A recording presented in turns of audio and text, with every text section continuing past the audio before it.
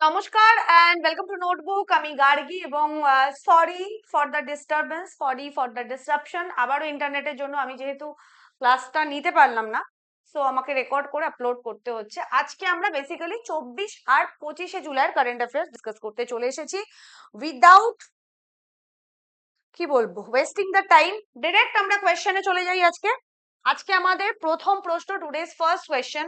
According to Morgan Stanley, by when will India become the world's third largest economy? মর্গান স্ট্যানলের record অনুযায়ী বা report অনুযায়ী কত সালের মধ্যে ভারতবর্ষ বিশ্বের তৃতীয় বৃহত্তম অর্থনীতি হতে চলেছে? চট করে উত্তর দাও। 2028, 29, 30 নাকি 31?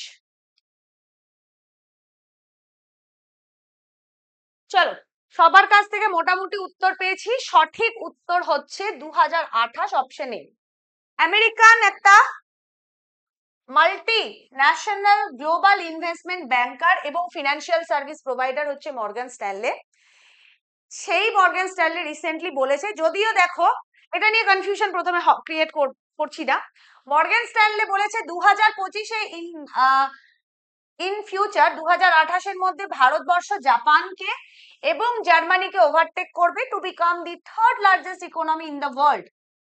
এবার এই কোয়েশ্চেনটা দেখে একটু মনে হলো না কনফিউশন? কারণ আমরা তো জানি যে ভারতবর্ষ জাপানকে অলরেডি ওভারটেক করে ফেলেছে এবং ভারতবর্ষ বর্তমানে বিশ্বের চতুর্থ বৃহত্তম ইকোনমি।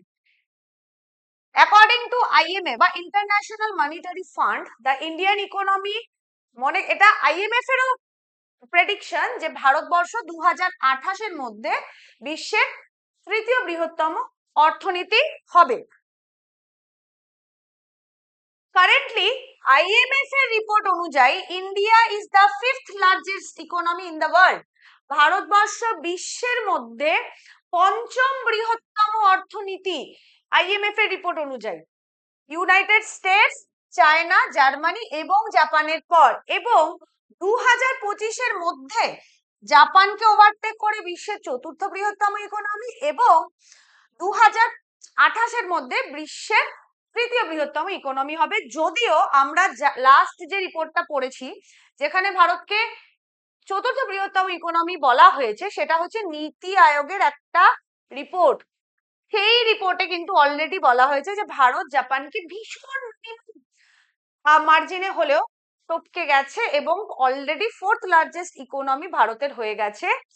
এছাড়া এই যে মর্গান স্ট্যানলে রিপোর্টটা, সেখানে এটাও প্রেডিক্ট করা হচ্ছে যে 2035-এর মধ্যে ভারতের যে জিডিপি সেটা ডাবল হয়ে $10.6 ট্রিলিয়ন হয়ে যাবে।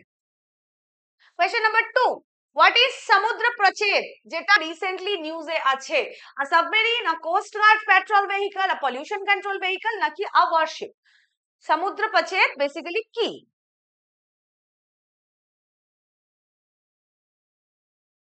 চট করে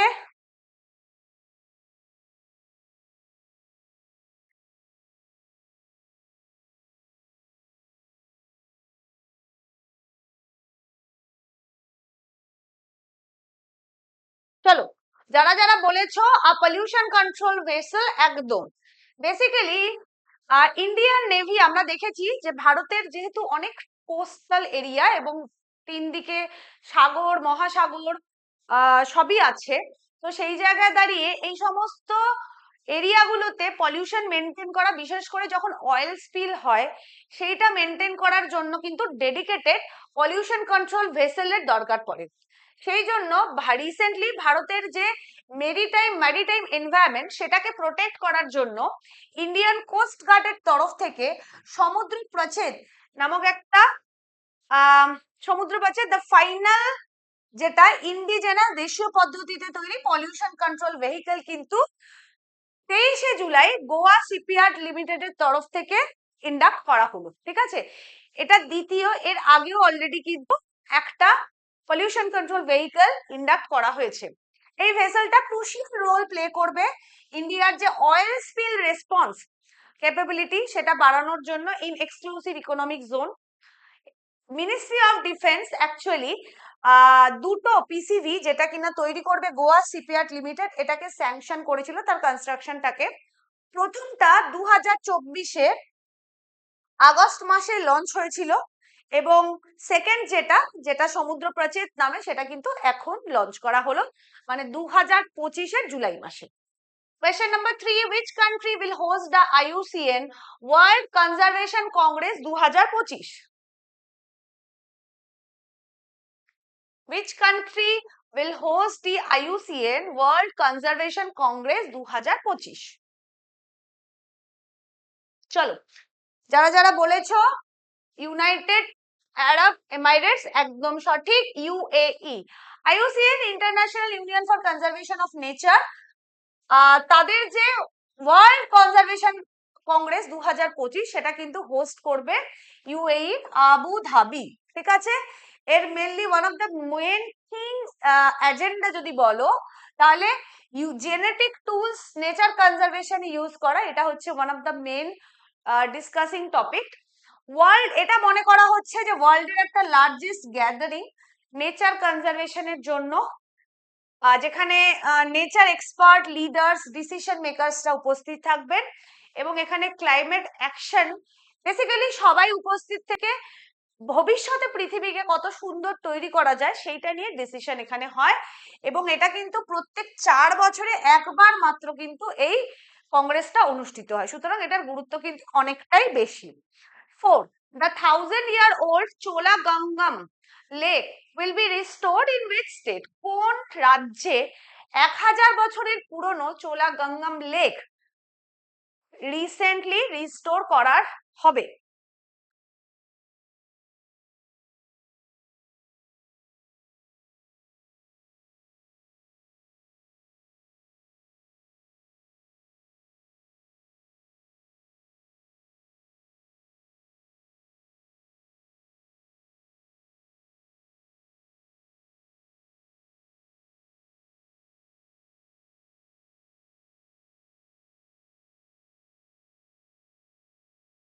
চলো, একদম সঠিক উত্তর। যারা যারা বলেছো তামিলনাড়ু, চোলা মানে রাজরাজ চোল, রাজেন্দ্র চোল, এগুলো আমাদের মাথায় ঢোকে ভরে, এবং এটা নিয়েই কিন্তু এই প্রশ্নটা।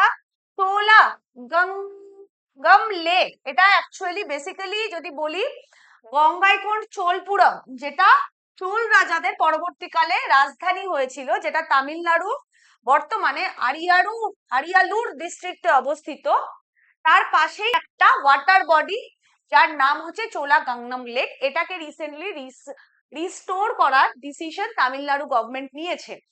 এবং এর প্রধান উদ্দেশ্য কি, যে legendary Tamil king Rajendra Chola one, তার 1000 বছরের বার্থ অ্যানিভার্সারি উপলক্ষে কিন্তু তামিলনাড়ুর বর্তমানে চিফ মিনিস্টার, কি নাম তামিলনাড়ু চিফ মিনিস্টারের, কমেন্টে উত্তর দেবে, তার উনি কিন্তু তার উদ্দেশ্যে এই লেকটাকে রিস্টোর করার ডিসিশন নিয়েছে, ঠিক আছে। লোকালি এই লেকটাকে পন্নেরি লেক বলা হয়, এবং এইটা যেটা বললাম যে কিং রাজেন্দ্র চোল এক, প্রথম রাজেন্দ্র চোল এই যে লেকটা সেটাকে কিন্তু খনন করিয়েছিল ওনার সময়, সেই কারণে কিন্তু এই লেকটাকে ওনার 1000 বছর পূর্তি উপলক্ষে কিন্তু রিস্টোর করার ডিসিশন তামিলনাড়ু গভর্নমেন্ট নিয়েছে। 5 নম্বর প্রশ্ন, where will India's first fully indigenous 50 kilowatt geothermal power plant be established? সম্পূর্ণভাবে দেশীয় পদ্ধতিতে তৈরি 50 kilowatt geothermal power plant recently ভারতের কোথায় এস্টাবলিশ করা হচ্ছে? চট করে উত্তর চাই।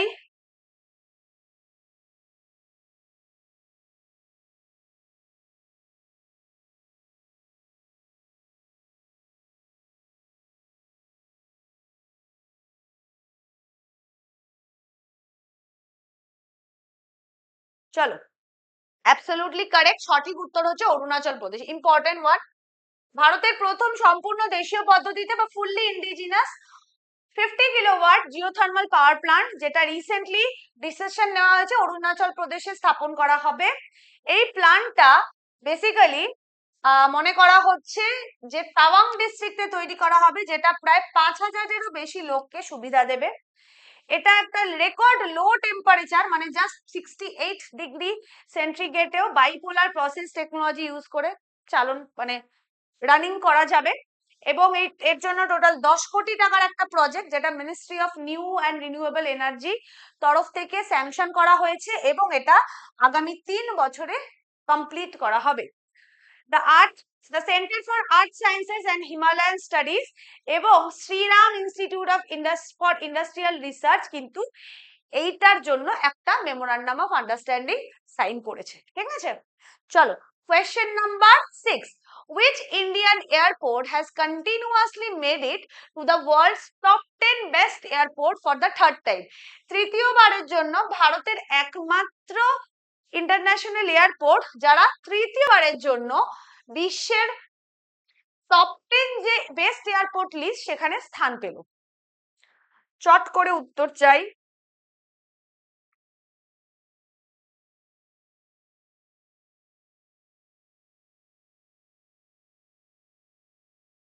চলো, অ্যাবসলিউটলি কারেক্ট। মোটামুটি এটা একটা ছত্রপতি শিবাজি মহারাজ ইন্টারন্যাশনাল এয়ারপোর্ট। ফার্স্ট আর সেকেন্ডের মধ্যে কম্পারিজনে একটা কনফিউশন থাকতে পারে। টোটাল স্কোর করেছে 84.23 এবং ভারতের একমাত্র এয়ারপোর্ট যারা কিনা top 10 world top 10 international airport, যেটা কিনা travel as well as leisure দুটো ক্ষেত্রেই কিন্তু এই অ্যাওয়ার্ডটা পেয়েছে। মানে traveling facility as well as traveling না করার, যখন ট্রাভেলিং হচ্ছে না, আদার্স যে ফেসিলিটি গুলো এয়ারপোর্টে পাওয়া যায় দুটোর নিরিখেই কিন্তু টপ 10। এবার একটু ডিটেলে দেখি যে travel plus leisure world best award, এটা একটা অ্যানুয়াল সার্ভে করা হয় সারা বিশ্বে, যেখানে মেনলি সার্ভেটায় রেসপন্স করে সাধারণ মানুষজন। প্রায় 6,50,000 ভোট টোটাল পড়েছে, লোকজন ভোট দিয়েছে এবং এই যে সার্ভেটা সেটা একটা এয়ারপোর্টকে শুধুমাত্র তাদের অপারেশনাল এফিসিয়েন্সির উপরই মানে মার্ক দেয় না, বরঞ্চ অন্যান্য কিছু প্যারামিটার আছে তার উপর বেস করে মার্কিং করা হয়। যেমন প্যাসেঞ্জার এক্সপিরিয়েন্স কেমন এয়ারপোর্টে সেটা একটা, ডাইনিং অ্যান্ড অ্যামিনিটিস কেমন অ্যাভেলেবেল এয়ারপোর্টে সেটা একটা কারণ, ডিজাইন অ্যান্ড ইনোভেশন কেমন সেটা একটা কারণ, এবং is of navigation. Top rank যদি বলি, এই নিরিখে বা এই র্যাঙ্কিং এ বিশ্বের মধ্যে সব থেকে উপরে আছে যে এয়ারপোর্টটি, সেটি হচ্ছে ইস্তানবুল এয়ারপোর্ট, যেটা তার্কিতে বা তার্কিয়েতে অবস্থিত। সেকেন্ড পজিশনে আছে চাঙ্গি এয়ারপোর্ট সিঙ্গাপুরের, এবং থার্ড আছে হামাদ ইন্টারন্যাশনাল এয়ারপোর্ট কাতারের। Question number 7, in India income tax day 2025 is celebrated on which day? কোন দিন আমরা ভারতে ইনকাম ট্যাক্স ডে বা national income tax day observe করি বা সেলিব্রেট করি?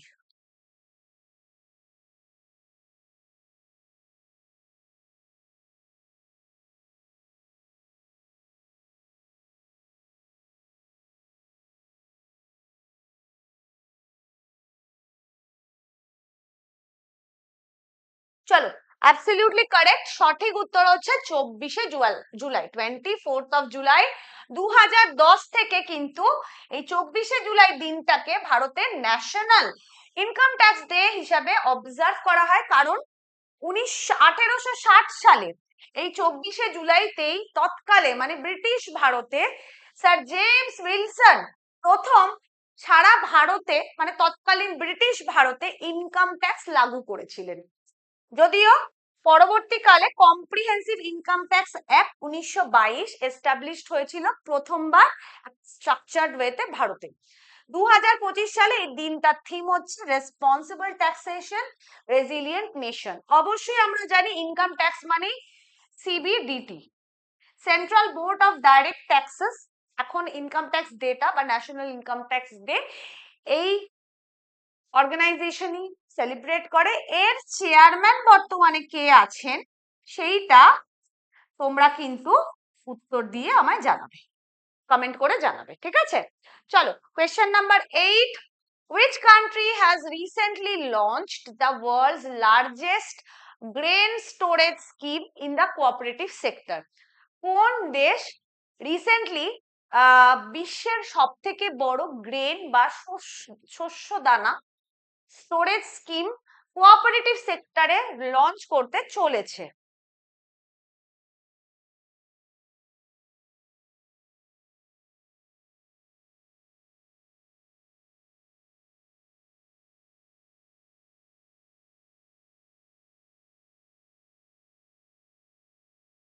চলো, যারা যারা উত্তর দিয়েছো একদম সঠিক। ভারত, একদম ভারত। ইন্ডিয়া, ইন্ডিয়া লঞ্চ করলো বিশ্বের largest grain storage plan in the cooperative sector. এটা মেনলি ভারতের যে প্ল্যান, যে এনহ্যান্স স্টোরেজ ক্যাপাসিটি এনহ্যান্স করতে হয়। মানে দেখো, একটা গ্রাসরুট লেভেল, ব্লক লেভেল, গ্রাম পঞ্চায়েত লেভেলে চাষিরা যে ফলনটা করছে, মেনলি গম, ধান, এই ধরনের যে ফলনটা চাষিরা কি করে, সেগুলো ফলন করিয়ে অনেকে খুব, যারা কম অ্যামাউন্টে করে তারা কি করে, ডিরেক্ট বিক্রি করে। আর মেনলি যারা করে তারা cooperative society, mainly primary agriculture credit society, যেটাকে প্যাক্স বলা হয়, তাদের মাধ্যমে তারা সেই গ্রেনটাকে বিক্রি করে দেয়। কিন্তু বিক্রি করার পরেও সেটা তো স্টোরেজ দরকার হয়, নইলে প্রচুর পরিমাণে নষ্ট হয়। তো এই স্টোরেজটার জন্যই একটা বিশাল বড় প্ল্যান ভারতবর্ষ নিতে চলেছে। এবং এখানে mainly grain wastage, post harvest losses এবং মার্কেট অ্যাক্সেসিবিলিটি ফর ফার্মার্সটাকে ট্যাকল করা হবে। এর প্রধান উদ্দেশ্য কি?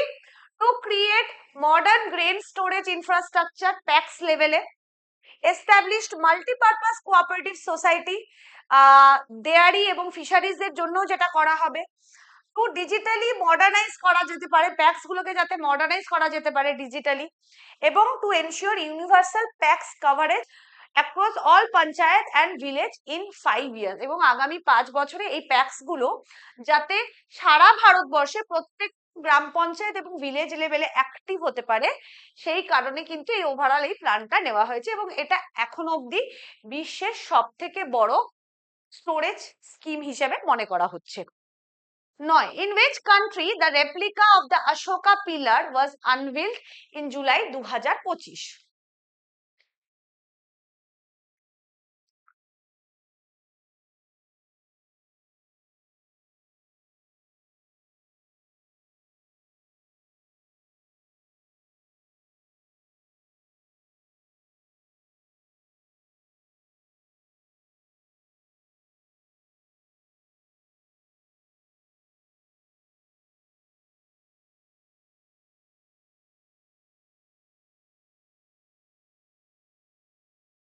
চলো, একদম কারেক্ট আনসার, সঠিক উত্তর হচ্ছে শ্রীলঙ্কা। 21শে জুলাই 2025-এ অশোকা পিলারের একটা রেপ্লিকা কিন্তু শ্রীলঙ্কার কালুটারা ডিস্ট্রিক্টের, শ্রীলঙ্কার যে সাউদার্ন প্রভিন্স তার কালুটারা ডিস্ট্রিক্টের ওয়াস্কাদুয়া শ্রী সুভূতি বিহারায়াতে কিন্তু একটা অশোকা পিলারের একটা রেপ্লিকা রিসেন্টলি কিন্তু আনভিল করা হলো। এই রেপ্লিকাটা H.E. ক্যাবজি রিংপোচে, যিনি কিনা তিবেতান বুদ্ধিস্টদের একজন স্পিরিচুয়াল লিডার, তিনি কিন্তু এটা স্পন্সর করেছেন। এই পিলারটা আমরা জানি অনার করছে এম্পারার অশোকের, যে শ্রীলঙ্কা বা এই সাউথ ইস্ট এরিয়াগুলোতে, সাউথ ইস্ট এশিয়ার জায়গায়, যে যখন অশোকা যে তার ছেলে এবং মেয়েকে যে বুদ্ধিজম প্রচার করার জন্য যে পাঠিয়েছিল, সেইটাই কোথাও না কোথাও তারই স্মৃতি হিসেবে এই পিলারটা কিন্তু শ্রীলঙ্কাতে এস্টাবলিশ করা হয়েছে। ঠিক আছে, এটা মেনলি এই মুহূর্তে অশোকা যে পিলারটা, যে রেপ্লিকাটা, সেটা কিন্তু যেখানে ইনস্টল করা হয়েছে সেটা হচ্ছে ওয়াস্কাদুয়া শ্রী সুভূতি বিহারাতে। এটা একটা টেম্পল, এবং এই টেম্পলটা চুজ করার পিছনে কারণ হচ্ছে যে it houses the authentic Kapilavastu relics of Lord Buddha. ঠিক আছে, ইম্পর্টেন্ট প্রশ্ন, একটু মনে রেখো এটা। কোয়েশ্চেন এটা হচ্ছে, দেখো, এই একটি টেম্পলের জায়গায় এই অশোকান পিলারের একটা রেপ্লিকা এখানে কিন্তু ইনস্টল করা হয়েছে। Who has been appointed as the new chairman of IRDAI? Instant বলো।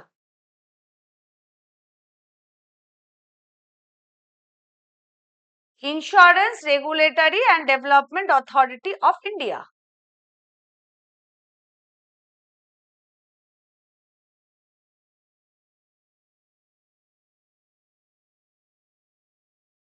চলো, একদম correct. It is Ajay Seth. Ajay সেঠের নামটা আমরা মনে হয় লাস্ট 6 মাসে এতবার শুনেছি যে এখন ওনাকে আমরা পরিচিত হয়ে গেছি ওনার ছবিটির সাথে। তো অজয় সেঠ গভর্নমেন্ট অফ ইন্ডিয়ার তরফ থেকে একজন সিজন বিউরোক্র্যাট এবং অবশ্যই ফর্মার ফিনান্স সেক্রেটারি অজয় সেঠকে ইন্স্যুরেন্স রেগুলেটরি অ্যান্ড ডেভেলপমেন্ট অথরিটির নতুন চেয়ারম্যান হিসেবে অ্যাপয়েন্ট করা হলো। উনি 1987 ব্যাচের একজন কর্ণাটকা ক্যাডারের আইএএস অফিসার। এই যে পোস্টটা আইআরডিআই চেয়ারম্যান, ইনি এটা মার্চ 2025 থেকে ভ্যাকেন্ট। আর তার যে পুরনো যিনি চেয়ারম্যান ছিলেন দেবাশিস পান্ডা, ওনার টার্ম শেষ হয়ে যাওয়ার পর মার্চ 2025 থেকে কিন্তু এই পোস্টটা ভ্যাকেন্ট ছিল। ঠিক আছে, question number 11, who has become the first women vice chancellor of ignore? Ignore Indira Gandhi national open university প্রথম মহিলা ভাইস চ্যান্সেলর এনাদের মধ্যে কে হলেন?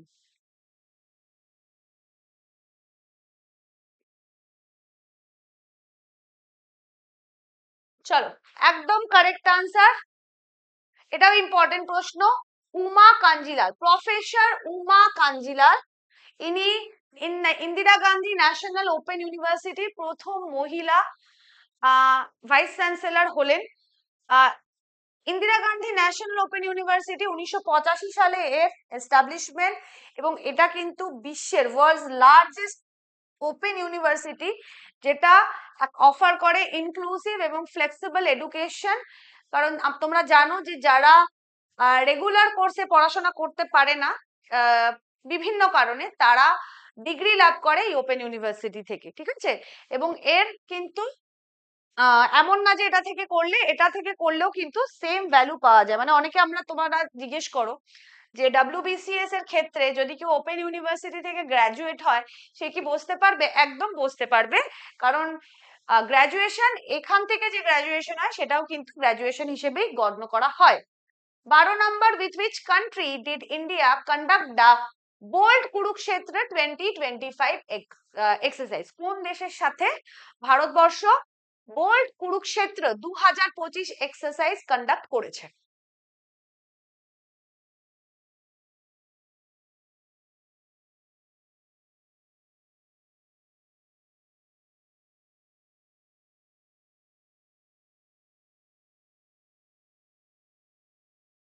চলো, একদম correct answer, it is Singapore. ভারত এবং সিঙ্গাপুরের একটা joint military exercise Bold Kurukshetra 2025, এটা এবারে রাজস্থানের যোধপুরে যে ডেজার্ট রিজিয়ন সেখানে অনুষ্ঠিত হয়েছে। Question number 13, which launch vehicle, এটা অনলাইনের উত্তর দেবে, is scheduled to carry the ISRO NASA NISAR satellite into orbit on July 30, 2025? আমরা আগের দিনই পড়লাম যে নিসার স্যাটেলাইট, যেটা নাসা এবং ইসরোর প্রথম একটা স্যাটেলাইট, সেটা লঞ্চ হতে চলেছে ফাইনালি 30শে জুলাই। তো কোন লঞ্চ ভেহিকলের মাধ্যমে এটা লঞ্চ করা হবে? যদি একটু মনে করে থাকো, আগের দিন আমি উত্তরটা অলরেডি বলেছি ক্লাসে, কোয়েশ্চেন আকারে ছিল না, বাট অ্যাডিশনাল ইনফো হিসেবে বলেছি।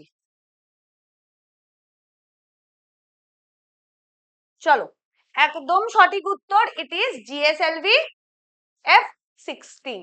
ঠিক আছে, এবং আজকে শেষ প্রশ্ন, recently who has been appointed as the CEO of সংসদ টিভি? সংসদ টিভির নতুন সিইও হিসেবে কাকে রিসেন্টলি অ্যাপয়েন্ট করা হয়েছে? সংসদ টিভি আমি একটু জাস্ট ছোট্ট করে বলে দিই, আগে লোকসভা টিভি রাজ্যসভা টিভি আলাদা আলাদা আমরা দেখেছিলাম, দেখবে দুটো আলাদা আলাদা চ্যানেলও ছিল, কিন্তু 2021 সালে এই দুটো টিভিকে মার্জ করে একটা সিঙ্গেল টিভি করা হয়, সেটা হচ্ছে সংসদ টিভি। এই সংসদ টিভির নতুন সিইও হিসেবে যাকে অ্যাপয়েন্ট করা হলো তিনি হচ্ছেন উৎপল কুমার সিং। রাজ্যসভার চেয়ারম্যান এবং লোকসভার স্পিকার জয়েন্টলি কিন্তু এনাকে অ্যাপয়েন্ট করেছে উৎপল কুমার সিং, যিনি বর্তমানে কিন্তু already secretary general of Lok Sabha post hold করছেন। তাকে কিন্তু অ্যাডিশনালি সংসদ টিভির সিইও হিসেবে ফাংশনাল হওয়ার দায়িত্ব দেওয়া হয়েছে, যেটা আমি বললাম যে 2021-এ লোকসভা টিভি এবং রাজ্যসভা টিভি মার্জ হয়ে সংসদ টিভি তৈরি হয়। ওকে, ও আরো কোয়েশ্চেন আছে, আমি ভুলে গেছি, 16টা আছে, আরো দুটো আছে। Which ministry is commemorating the birth anniversary of Rajendra Chol I through the Adi Thiruvathirai festival from 23 to 27 July? তাহলে কোন মিনিস্ট্রির তরফ থেকে রাজেন্দ্র চোলের বার্থ অ্যানিভার্সারি রিসেন্টলি অবজার্ভ করা হচ্ছে, যেটা আদি থিরুভাথিরাই ফেস্টিভ্যাল হিসাবে সেলিব্রেট হচ্ছে ফ্রম 23শে জুলাই টু 27শে July.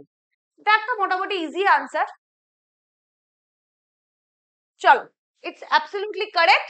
Ministry of culture, Indian ministry of culture কিন্তু রিসেন্টলি কমেমোরেট করছে birth anniversary of Rajendra Chola one বা প্রথম রাজেন্দ্র চোল। ভারতের মনে করা হয় ভারতীয় হিস্ট্রিতে one of the greatest emperor. এবং এটা কিন্তু অনুষ্ঠিত হচ্ছে, যেটা বললাম যে গঙ্গাইকোন্ড চোলপুরম, যেটা তামিলনাড়ুতে অবস্থিত। ওনার 1000 বছরের মেরিটাইম এক্সপিডিশন কিন্তু সেলিব্রেট করা হচ্ছে, যেটা কিনা ইউনেস্কো লিস্টেড একটা গঙ্গাইকোন্ড চোলপুরম টেম্পল। এটা 1000 বছর পূরণ করছে, ঠিক আছে। চলো next, in which upcoming Olympic Games will cricket be included after 128 years? তাহলে কোন অলিম্পিক গেমে 128 বছর পরে cricket as a sport include হতে চলেছে?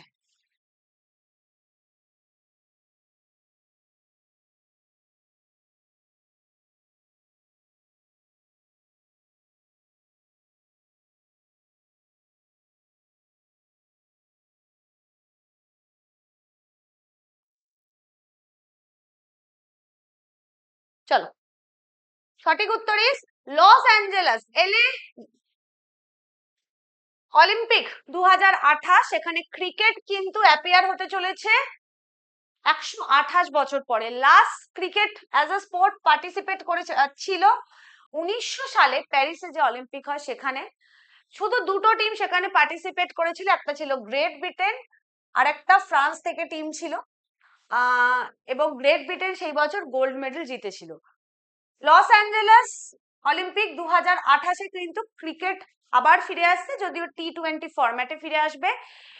মহিলাদের জন্য আলাদা ইভেন্ট থাকবে, টুর্নামেন্ট থাকবে, পুরুষদের জন্য আলাদা টুর্নামেন্ট থাকবে, এবং দুটো টুর্নামেন্টে কিন্তু গোল্ড সিলভার ব্রোঞ্জ মেডেল থাকবে, ঠিক আছে। মানে মহিলাদের আলাদা হবে, পুরুষদের আলাদা হবে। So this was all. Sorry again তোমাদেরকে। আমি আশা করছি পরশুদিন থেকে অল্টারনেটিভ ইন্টারনেট আমার চলে আসছে। আমি অলরেডি কথা বলে তারপর এই ক্লাসটা রেকর্ড করছি, চেষ্টা করছি কালকেই করার। কালকে সম্ভব হবে কিনা আমি জানি না, না হলে পরশুদিন থেকে অল্টারনেটিভ ইন্টারনেট একদম চলে আসছে। মানে এইভাবে আর পারা যাচ্ছে না। সো যারা যারা এখনো সম্পূর্ণ ব্যাচ নাওনি, আমরা খুব তাড়াতাড়ি আবারও এটাকে ক্লোজ, কারণ অলমোস্ট আমাদের WBCS সিলেবাস প্রায় শেষের দিকে। তো সিলেবাস তো কমপ্লিট, তারপর আমরা প্র্যাকটিস করাবো, এবং আফটার নভেম্বর আমাদের কিন্তু SSC এবং NTPC ওরিয়েন্টেড ক্লাসেস গুলো হবে মেনলি, এবং WBCS এর প্র্যাকটিস ক্লাসেস হবে। এই হচ্ছে আমাদের ওভারঅল আপকামিং সিনারিও ইন সম্পূর্ণ ব্যাচ। তো 200 টাকা এক বছরে, আর যদি কেউ বাকি থাকো নিতে তো কাইন্ডলি নিয়ে নিও। এর যে কোর্স লিংক আছে ভিডিও ডেসক্রিপশনে দেওয়া আছে, আর এই ক্লাসের PDF আমরা তো তোমরা জানোই টেলিগ্রাম চ্যানেলে শেয়ার করে দিই। আরেকটা জিনিস বলবো তোমাদেরকে, যে যারা যারা মিসলেনিয়াস মেন্স এর জন্য ক্লাসেস খুঁজছো, সেটার লিংকও ভিডিও ডেসক্রিপশনে দেওয়া আছে। আমাদের অলরেডি GS, ম্যাথস, বাংলা এবং GS ইংলিশ এর জন্য সেপারেট প্লেলিস্ট করে ভিডিও আপলোড করা আছে, তোমরা দেখে নিতে পারো। এই হোপ তোমাদের হেল্পফুল হবে ক্লাসগুলো। এবং ভালো করে মিসলেনিয়াস এর জন্য এখন নতুন কিছু পড়ার সময় না, এটা হচ্ছে মানে রিভাইজ করার সময়, নিজের পড়াটাকে রিভাইজ করা। তো don't go for something new, যতটা সম্ভব যেগুলো পড়েছো সেগুলোকে রিভাইজ করার চেষ্টা করো, ঠিক আছে। So thank you to everyone, bye, good night.